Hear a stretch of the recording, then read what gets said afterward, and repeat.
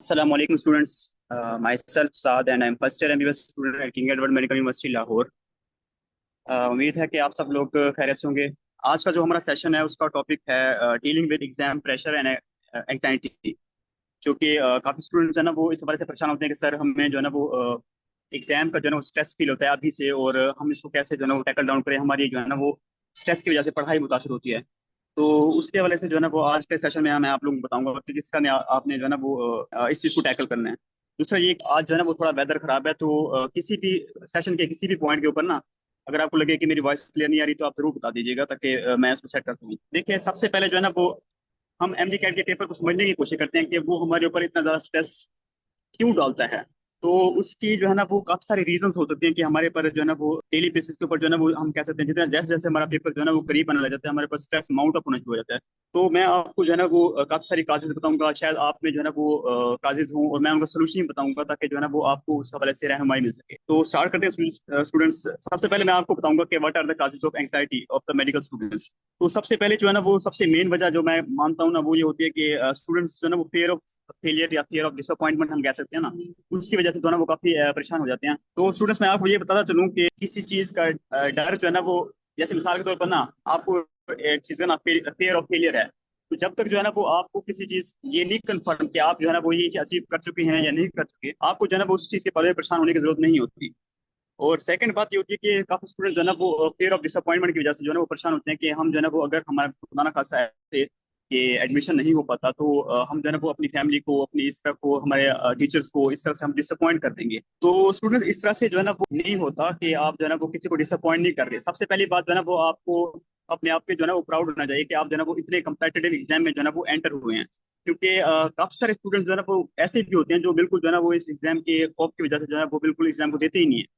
लेकिन आप जो है ना वो एक तरह से वन ऑफ द, इस तरह कह सकते हैं, क्रीम ऑफ द नेशन है कि जिन्होंने अपने आप को जो है ना वो इस हवाले से प्रिपेयर किया कि हम एक मुश्किल चीज करेंगे और इंशाल्लाह हम अच्छे मेडिकल कॉलेज या यूनिवर्सिटी में एडमिशन लेंगे। तो सबसे पहले तो आप अपने आप पे जो है ना वो एक तरह से प्राउड फील करें कि आप इस चीज में एंटर हुए, नंबर वन। नंबर टू पे जो है ना वो जहाँ तक बात आती है फेलियर या सक्सेस की, तो वो चीज मैंने आपको बताई थी कि फेलियर या सक्सेस जो है ना वो ना आपके हाथ में है, ना आपके टीचर्स के हाथ में है, ना आपके पेरेंट्स के हाथ में है। तो आपको जो है ना वो इस हवाले से परेशान होने की कतई जरूरत नहीं है कि मैं मेरा क्या होगा, या मेरा इस हवाले से कि can I go through it और नॉट।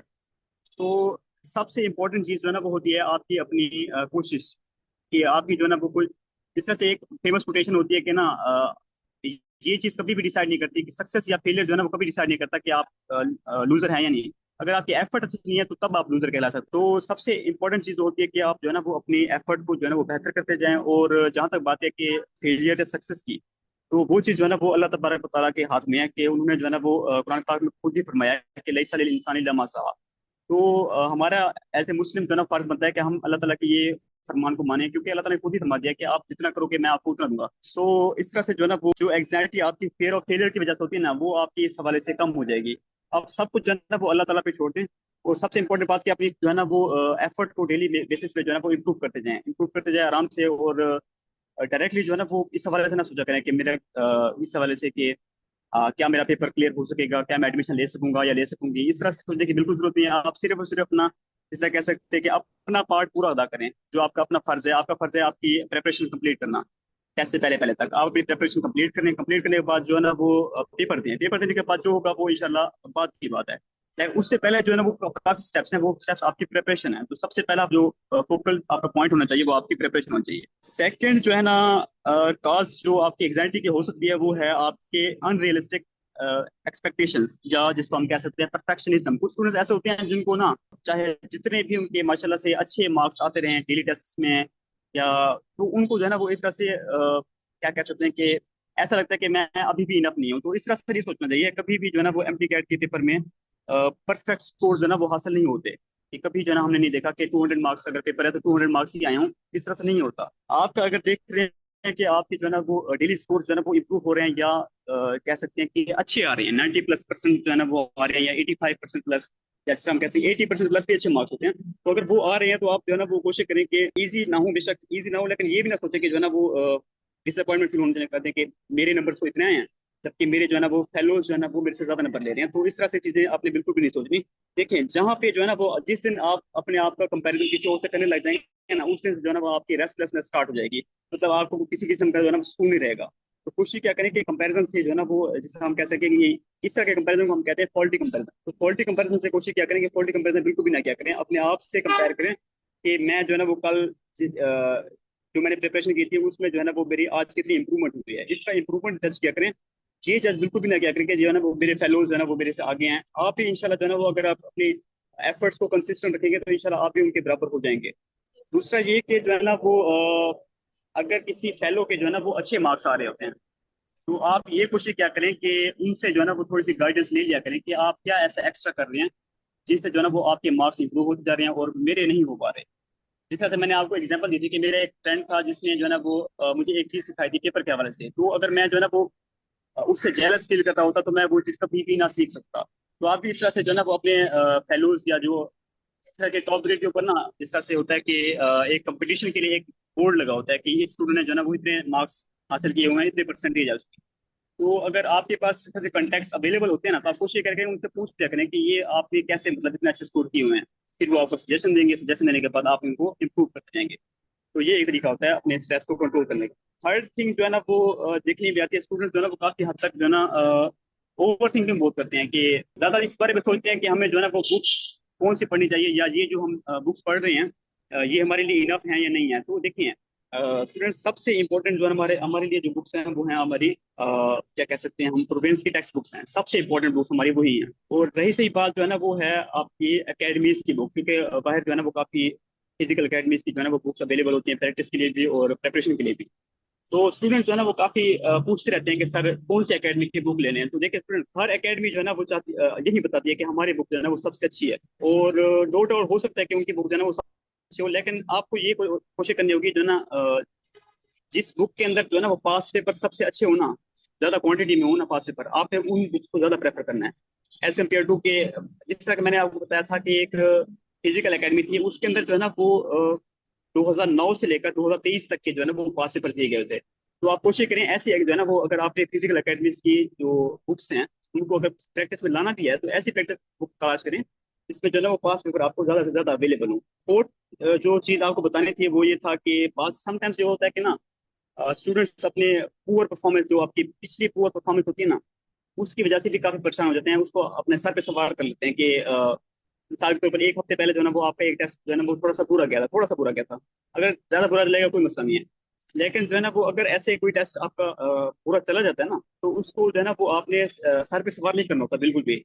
देखिए हमारा मेन गोल जो है ना वो है एडमिशन सिक्योर करना। तो एडमिशन सिक्योर करने में जो है ना वो काफी हर्डल्स आपको फेस करनी पड़ी होंगी। तो ये नहीं सोचना हो कि एक टेस्ट में अगर आपके कम मार्क्स आ जाते हैं तो आप बिल्कुल जो है ना वो हाथ जोड़ के बैठ जाएं कि जो है ना वो अब तो मेरे से नहीं हो पा रहा। तो इस तरह से ना सोचा करें। जो आप जिस तरह के एक स्टूडेंट ने कहा था कि मेरे फिजिक्स में जो है ना वो 66% मार्क्स आ रहे हैं, नो डाउट 66% मार्क्स जो है ना वो थोड़े कम समझे जाते हैं एमटीकेट के हवाले से। इसका सोल्यूशन क्या है? इसका सोल्यूशन सिर्फ एक ही है, वो है कि आप जो है ना वो अपने 66% मार्क्स को इंप्रूव करते जाएं। ये एक सोल्यूशन है, उसके अलावा कोई सोल्यूशन हमें वाजे नजर नहीं आता। तो स्टूडेंट ये कोशिश क्या करें कि जो है ना वो चीजों को लेके ओवर थिंकिंग बिल्कुल नहीं करनी चाहिए।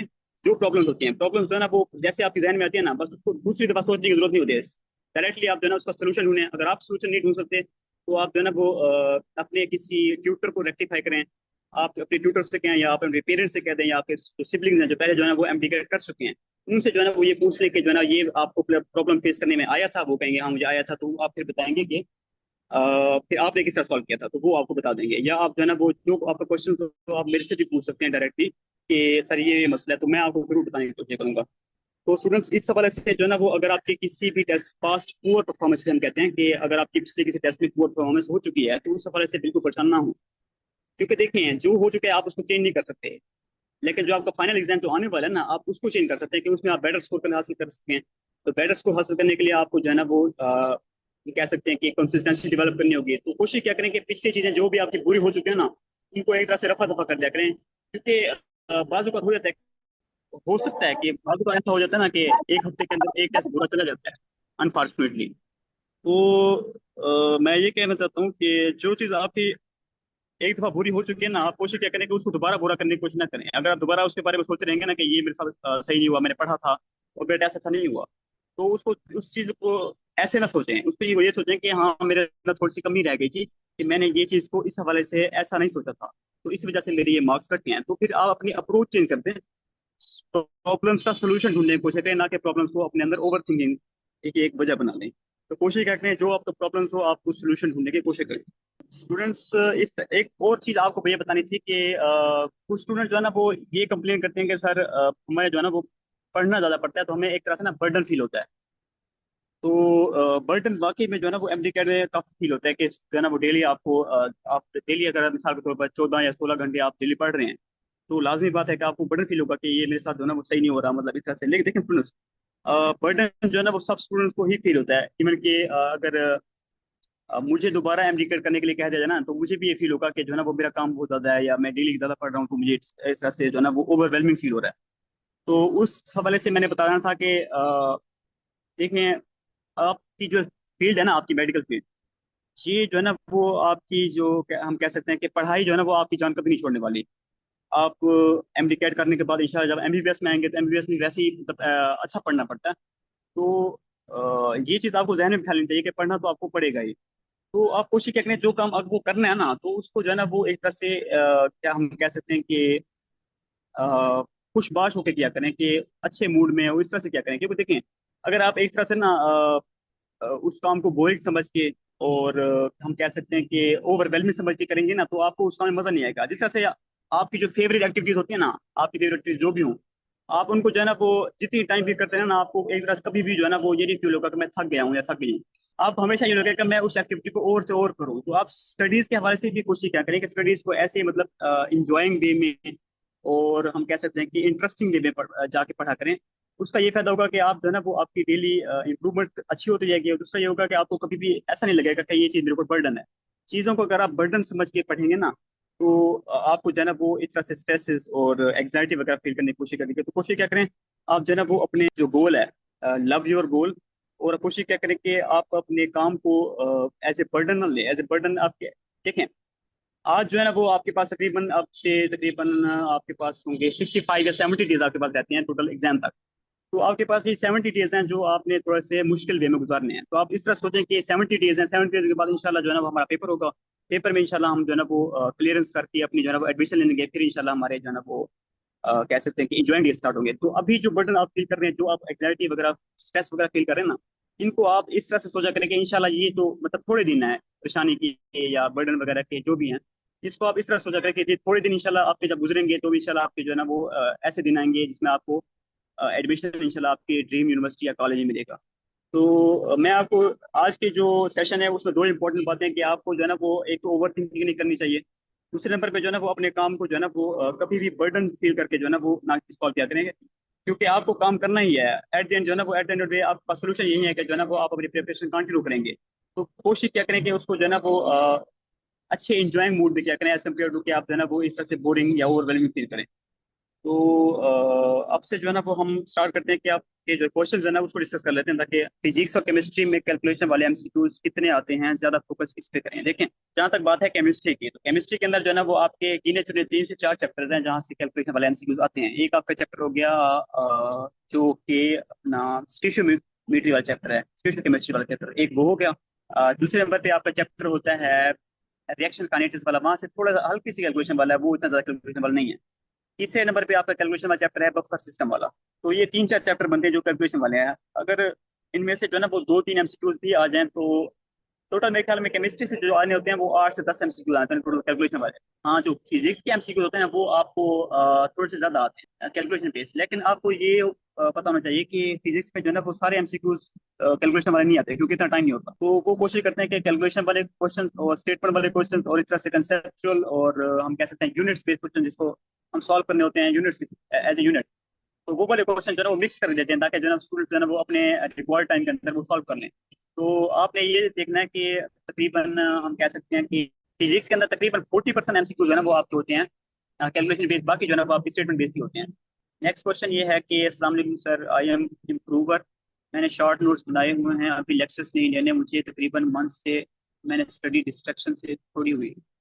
तो सर अगर मैं अभी से दोबारा स्टार्ट लूँ तो क्या मैं प्रैक्टिस कंप्लीट कर लूंगी? अच्छा, देखें, अगर आपने दोबारा अभी से स्टार्ट करना है तो ये कोई मतलब ज्यादा बड़ा मसला नहीं है कि आपके लिए। एक तो माशाल्लाह से जो है ना वो आपके कंसेप्ट जो है ना वो थोड़े से इम्प्रूव होंगे पहले से।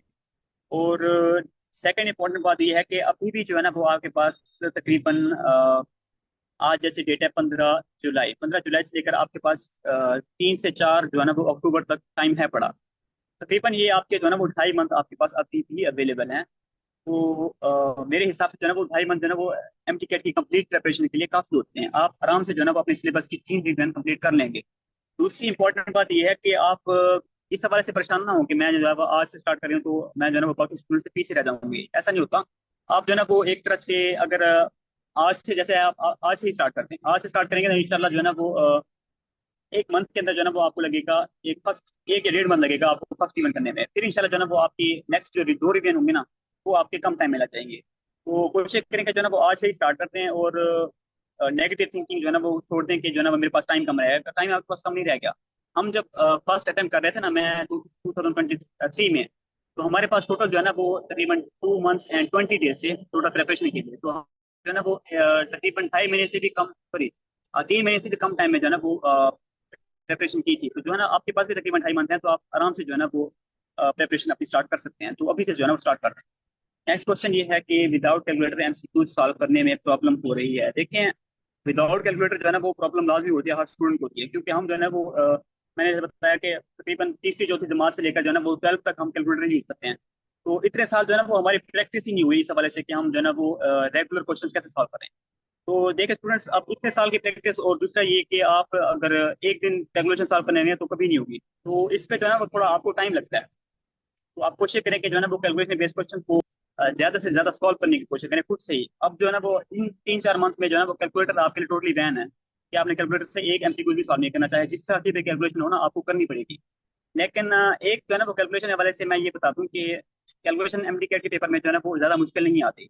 आप पास से तरह क्वेश्चन उठा के देखें 2017 से लेकर 2024 तक कैलकुलेशन वाले एमसीक्यू इतने ज्यादा मुश्किल नहीं आते।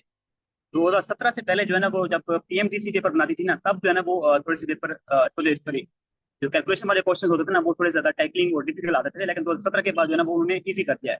तो इस हवाले से आप परेशान ना हो। हल्की फुल्की जो आपकी डिवीजन मल्टीप्लिकेशन सब्ट्रैक्शन वगैरह जो आपकी बेसिक्स है ना वो आपकी क्लियर होनी चाहिए। सबसे जो है ना इंपॉर्टेंट चीज कैलकुलेशन में आपकी प्रैक्टिस है। आप जितना प्रैक्टिस करते रहेंगे आपको कैलकुलेशन उतनी आती रहेगी, क्योंकि कैलकुलेटर तो आपको यूज करना ही नहीं है बिल्कुल। सर मेरा अभी 25% सिलेबस कवर हुआ है, इस वजह से मुझे बहुत स्ट्रेस हो रहा है टू ओवरकम दिस। ओके, देखें 25% सिलेबस आपका कितने टाइम में जितने भी टाइम में कवर हुआ है इट डजेंट मैटर। अब आपका जो रिमेनिंग टाइम है ना 75% आपका सिलेबस रह गया है, ठीक है, नो प्रॉब्लम। 75% सिलेबस जो है ना आप कोशिश करें कि आप नेक्स्ट जो है ना वो 1 महीने और 10 दिन तक जो है ना वो आप अपनी कंप्लीट रिवीजन कर लें। ये आपके ओब्लिगेटरी है कि आप जो है ना वो तकरीबन 40 दिन इस्तेमाल करें। नेक्स्ट नेक्स्ट 40 डेज के अंदर आप अपनी जो 75% सिलेबस है ना वो लाजमी आप कंप्लीट करें। जहाँ तक बात है कि देखें जो स्टूडेंट जो है ना वो पहले उन्होंने स्टार्ट नहीं किया था और अभी से स्टार्ट कर रहे हैं, उनके लिए ये लाजमी है कि वो अपना एक जो स्टडी प्लान है ना वो थोड़ा सा स्ट्रिक्ट बना लें स्टार्ट से ही, ताकि जो है ना वो आपको आखिरी मंथ में ये ना हो कि आप आखिरी मंथ में जो है ना वो 2-2 3 3 घंटे सो रहे हो, बाकी सारा पढ़ रहे हो। इस तरह से ना चलाया करें। आप कंसिस्टेंट एक प्लान बना लें अपने मर्जी से। और कंसिस्टेंट प्लान में ये होना चाहिए कि आपकी जो है ना वो स्टडी आवर तो आपके स्लीपिंग आवर फिक्स होना चाहिए, बाकी जो एक्टिविटीज होंगी वो दरमियान में आ जाएंगी। तो जो स्टूडेंट्स जो है ना वो अभी से स्टार्ट कर रहे हैं या जिनका जो है ना पेपर ज्यादा रह गया है, कोशिश करें कि जो है ना वो अपने आप के लिए खुद से ही जो है ना वो स्ट्रिक्ट प्लान फॉलो करें अभी से, आज से ही स्ट्रिक्ट प्लान फॉलो करें। इंशाल्लाह आपको हफ्ता लगेगा, हफ्ता 1.5 हफ्ता लगेगा, इंशाल्लाह आप रूटीन में सेट हो जाएंगे ना जब, तो आपको जो है ना वो अकेले एग्जाम आपको कोई जो है ना वो मसला नहीं होगा। तो कोशिश करें कि जो एक्टिविटीज आपने डेली के रखी हुई थे उसको थोड़ा सा लिमिट कर लें और जो है ना वो थोड़ा सा पढ़ाई पे फोकस कर लें, अपना थोड़ा फोकस ज्यादा कर लें। और सबसे मेन इंपॉर्टेंट बात की जो है ना वो स्टडी प्लान आपका थोड़ा सा स्ट्रिक्ट होना चाहिए कंपेयर टू बाकी स्टूडेंट्स। और नेक्स्ट क्वेश्चन ये है कि सर फिजिक्स में डिस्प्लेसमेंट टाइम ग्राफ से किस टाइप एमसीक्यू आते हैं। देखें, जो ग्राफ्स होते हैं ना वो ग्राफ्स जो है ना वो सिर्फ डिस्प्लेसमेंट टाइम वाले नहीं आते, वो जो है ना वो डिफरेंट आते हैं। मतलब हम कह सकते हैं कि वो कहते हैं कि which one of the following जो है ना वो रिप्रेजेंट द एवरेज वेलोसिटी। वो ग्राफ दे देते हैं, 4 ग्राफ होते हैं, उसमें बताना होता है कि ये जो है ना वो ये वाला ग्राफ एवरेज वेलोसिटी को रिप्रेजेंट कर रहा है। तो आपको जो है ना वो उसमें कोई जो करेक्ट ऑप्शन होगा उनको सेलेक्ट करना होगा। तो ग्राफ्स जो है ना वो सिर्फ डिस्प्लेसमेंट वेलोसिटी या इस तरह के ग्राफ नहीं आते। ग्राफ्स जो है ना वो हर किस्म के आ सकते हैं। आपको वेवलेंथ वेलोसिटी वाला ग्राफ होता है चैप्टर 20 में सेकंड ईयर, उसमें वो वाले ग्राफ इंपॉर्टेंट होते हैं। उसके अलावा मोमेंटम वाले graph, momentum velocity, momentum mass, इस तरह के जो ग्राफ्स होते हैं वो इंपॉर्टेंट होते हैं। तो ग्राफ्स वाले क्वेश्चन जो है ना वो पेपर में काफी पूछे जाते हैं। आपको जो है ना वो एक करना होगा कि यूट्यूब से जो है ना वो आप कोशिश करें कि एक जो है ना वो ग्राफ्स के हवाले से एक अच्छा सा लेक्चर देख लें, आपको इंशाल्लाह सारा समझ आ जाएगा। देखिए आपको जो है ना वो कभी भी सारे सब्जेक्ट्स एक एक दिन में नहीं चलाने होते हैं। कि कभी जो है ना वो आप आपके दौरान तकरीबन 5 सब्जेक्ट होते हैं आई थिंक।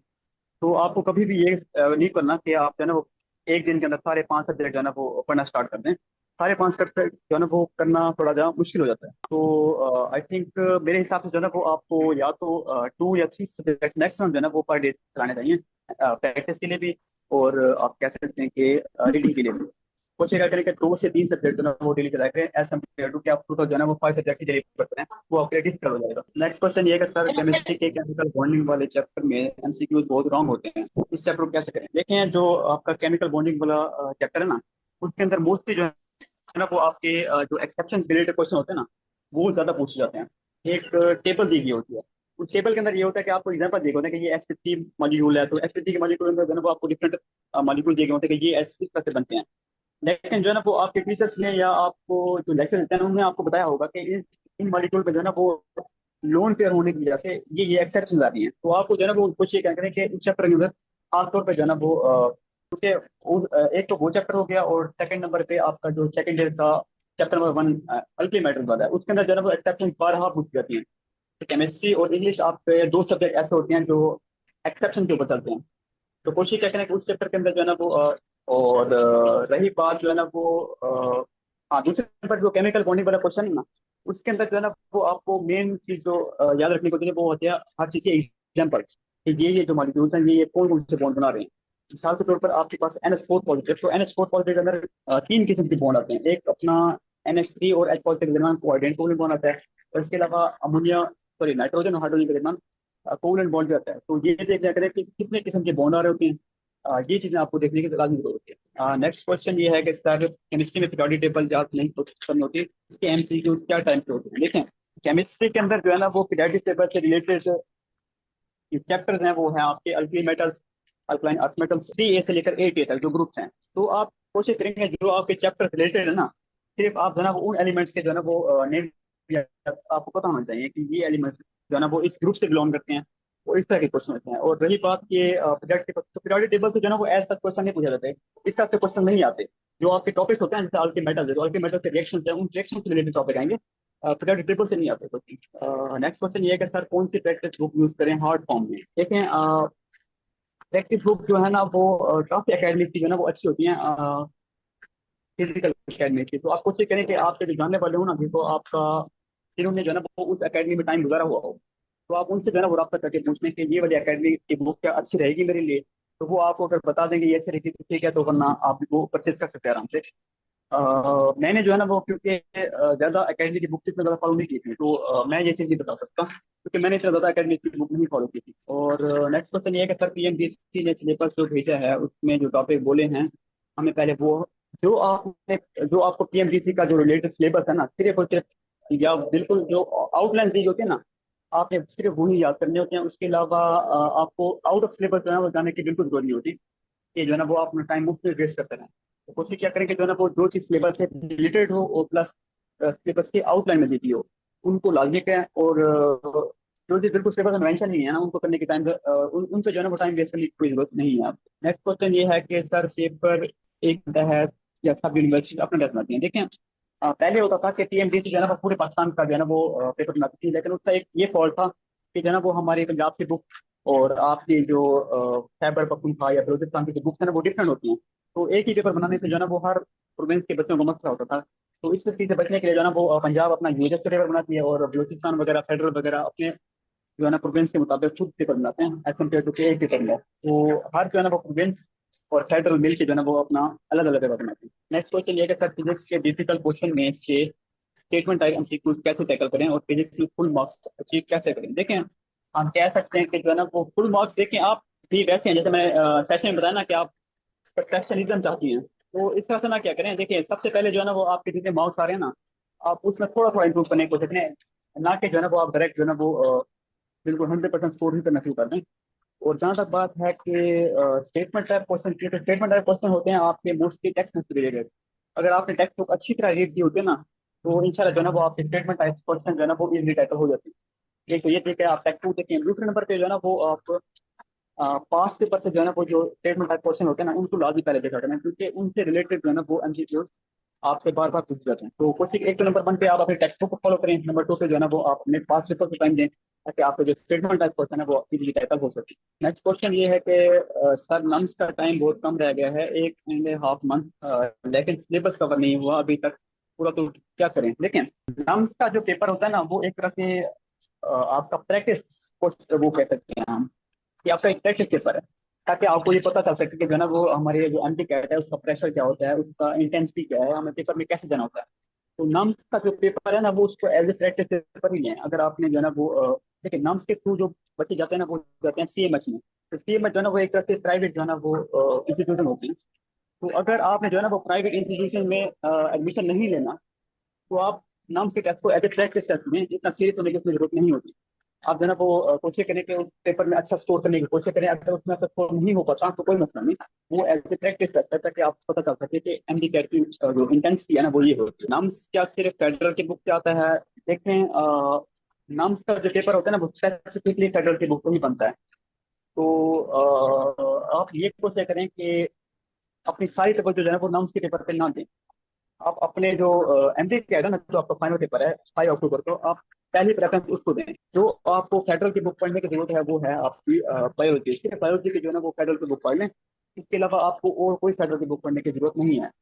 और जहाँ तक मैंने नाम्स का बताया, तो अगर आपको सीएमएच या प्राइवेट इंस्टीट्यूशन में एडमिशन नहीं लेना, तो आप जो है ना वो नाम्स के पेपर को इतना ज्यादा इंपॉर्टेंस ना दें, उसको एज ए प्रैक्टिस टेस्ट ही लें।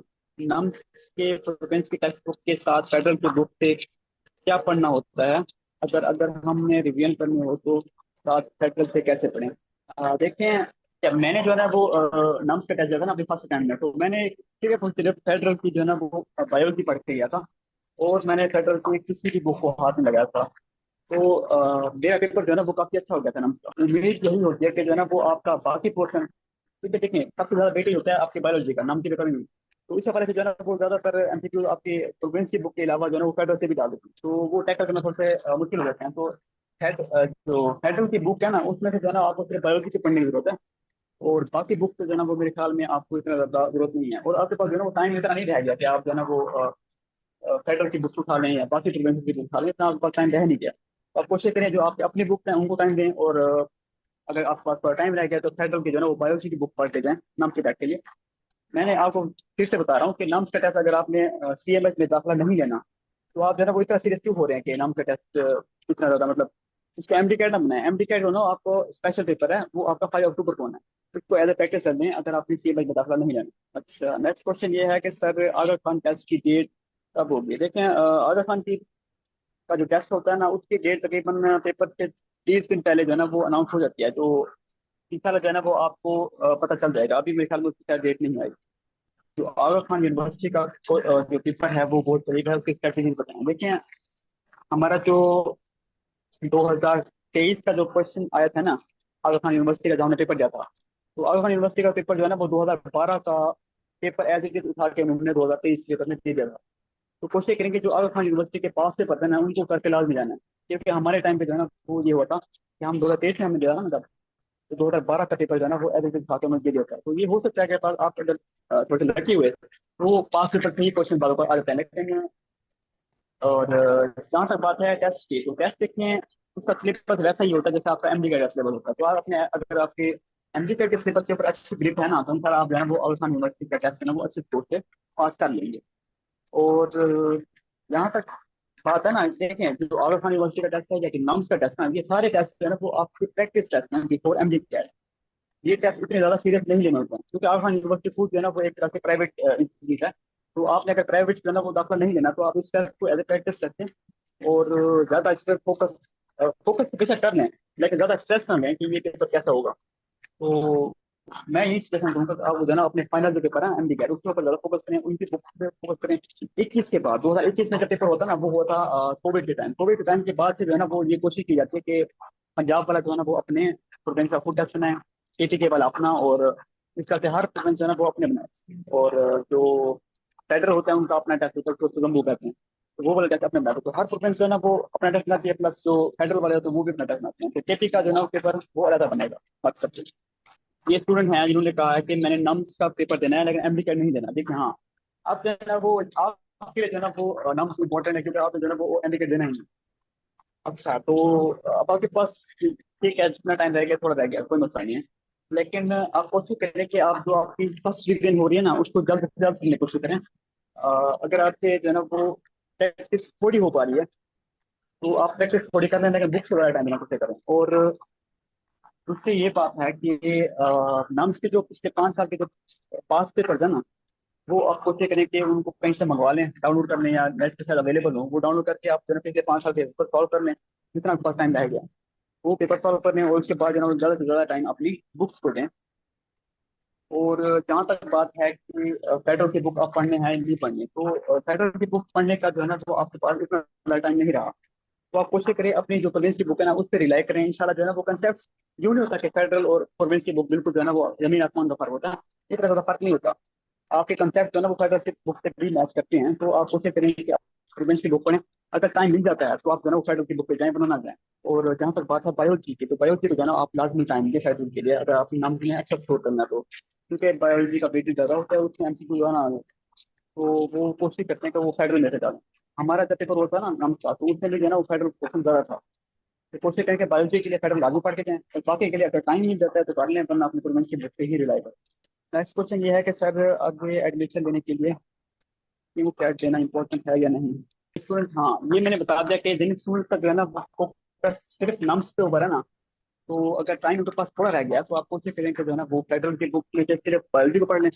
और अगर बाकी फेडरल की बुक्स पढ़ने का टाइम मिल जाता है तो पढ़ लें, वरना अगर उनका टाइम नहीं बनता और आपका ये हो सकता है कि आप अपने प्रोविंस की बुक रह जाती है, तो वो चीज़ ज़्यादा इंपॉर्टेंट नहीं है। आप अपने प्रोविंस की बुक पहले पढ़ लें, फिर आप फेडरल बायोलॉजी पढ़ लें। फिर जनाब अगर आप तक टाइम बच जाता है तो आप जनाब वो बाकी फेडरल की बुक को टाइम दें बनाना दें। तो उन्होंने कहा कि नम्स का कैलकुलेशन से एएमसी के में एडमिशन भी होता है, जी बिल्कुल। एएमसी में जो है ना वो बाकी में एडमिशन पॉसिबल होता है। देखें, प्रॉब्लम ये होती है कि ना हमारे पास जो एएमसी की सीट्स होती है ना वो काफ़ी थोड़ी होती हैं। हम कह सकते हैं कि बिलो 100 जो है ना वो सीट होती हैं, तो इस वजह से जो है ना वो नम्स का टेस्ट काफी टेक्निकल होता है कि उसमें मार्क्स जो है ना वो आपके बहुत ज्यादा होने चाहिए ताकि आप अच्छा जो है ना वो कर सकें। नेक्स्ट ये बात कि अगर आप जो है ना वो सिर्फ और सिर्फ नाम पे फोकस करते हैं तो आपको ये करने के जितना मैंने बताया ना कि बुक्स ऐसे फॉलो करें जैसे मैंने आपको बताया। फेडरल सिर्फ और सिर्फ बायोलॉजी को लाजमी है, बिल्कुल वो तो लाजमी करके जानी है। और रही बात बाकी सब्जेक्ट्स की, तो बाकी सब्जेक्ट्स में अगर टाइम मिल जाए तो कर ले वरना इंशाल्लाह बाकी आपके अपने प्रोग्राम की बुक से ही जो है ना वो हो जाएगा। नेक्स्ट ये है कि सर बहुत से टॉपिक्स के लेक्चर करते हैं और वो टॉपिक सिलेबस में नहीं है। हाँ जी बिल्कुल, जिन टॉपिक्स को आपने देखा है कि वो सिलेबस में नहीं है और आपको ये कंफर्म है कि जो है ना वो ये रिलेटेड भी है उन टॉपिक से, तो आप उनको उनसे करने की जरूरत नहीं है। एक मैं ये बताता हूँ कि आपके पास अगर कोई टीचर्स अवेलेबल है ना एमडी कैट के, तो आप सबसे पहले उनसे रब्ता कर लें कि सर हमें जो है ना वो निशान लगवा दें इस सेक्टर में, तो हमने ये चीज़ें करनी है, ये चीज़ें नहीं करनी है। आपको अगर कोई टीचर अवेलेबल है, आप कोशिश करें कि उनसे जो है ना वो निशान लगवा लें। और सेकंड ये बात कि पीएमडीसी का जो सिलेबस है ना वो एक दफ़ा दोबारा चेक कर लें, ताकि आपको ये पता चल सके ये चीज़ें जो है ना वो इंक्लूडेड हैं और ये चीज़ें एक्सक्लूडेड हैं, ताकि जो है ना वो आपकी बुक्स में जो है एनर्जी और टाइम वेस्ट ना हो। क्वेश्चन ये है कि सर मुझे सीएमएच में जाना है तो मुझे 1 मंथ में क्या अच्छे रीजन करनी चाहिए। हाँ जी, आपके पास देखें टोटल है आपके पास 1 मंथ, तो 1 मंथ के अंदर मैंने आपको ये स्ट्रेटेजी बताई कि आप पिछले 5 साल की जो है ना वो नाम के क्वेश्चन कर लेते हैं, पिछले 5 साल के जो है ना पेपर करते हैं। इसके अलावा बुक्स के हवाले से मैंने बताया कि अगर फेडरल का टाइम मिलता है तो कर लें, नहीं मिलता तो आपको अपनी प्रोविंस की बुक को ही गुजारा करना पड़ेगा। अ, देख लें कि हम मैं मेरा ताल्लुक है पंजाब से, तो पंजाब की बुक करके जो है ना वो मैंने सिर्फ ये की पंजाब की book, chemistry bio sorry chemistry biology physics और इंग्लिश जो है ना ये मैंने पंजाब की की थी। और फेडरल से जो है ना वो सिर्फ मैंने बायोलॉजी की थी। और जब मैं टेस्ट मैंने किया था ना तो मेरा जो है ना वो अच्छा स्कोर आ गया था नाम्स के अंदर। तो ये हो सकता है कि जो है ना वो आपके अपने प्रोग्राम से रिलेटेड कंसेप्ट जो है ना वो पेपर से आए हों। लाजमी नहीं होता कि सारा जो है ना वो कंसेप्ट फेडरल वाला ही आया हो। तो कोशिश करें कि जितना आपके पास टाइम रह गया, तो कम टाइम थोड़ा रह गया, आप न्यू बुक स्टार्ट ना करें, सिर्फ सिर्फ फेडरल बायोलॉजी पढ़ने और बाकी अपने प्रोग्राम की बुक पढ़ के चले जाएं, इंशाल्लाह अच्छा हो जाएगा। एक क्वेश्चन ये है कि एमसीक्यू पे अप्लाई करने का स्टार्टिंग डेट क्या है। देखते हैं, स्टार्टिंग डेट आपको जो है ना वो कुछ ही दिनों में अनाउंस हो जाएगी, या शायद अनाउंस हो भी दे, मुझे इसका आइडिया नहीं है। तो कोशिश करेंगे जो है ना वो आप जब अप्लाई करना हो ना, तो अगर आपको अच्छे से अप्लाई करना आ जाता है ना तो कोशिश करें कि खुद ही कर लें, क्योंकि स्पेलिंग मिस्टेक जो है ना वो खुद से मतलब इतनी ज़्यादा गलती नहीं होती है कम्पेयर टू कि आप जो है वो किसी शॉप पे जाके जो है ना वो ये काम कर रहे हैं। तो कोशिश करें कि अगर आपको ये करना आ जाता है ना तो आप खुद से ही जो है ना वो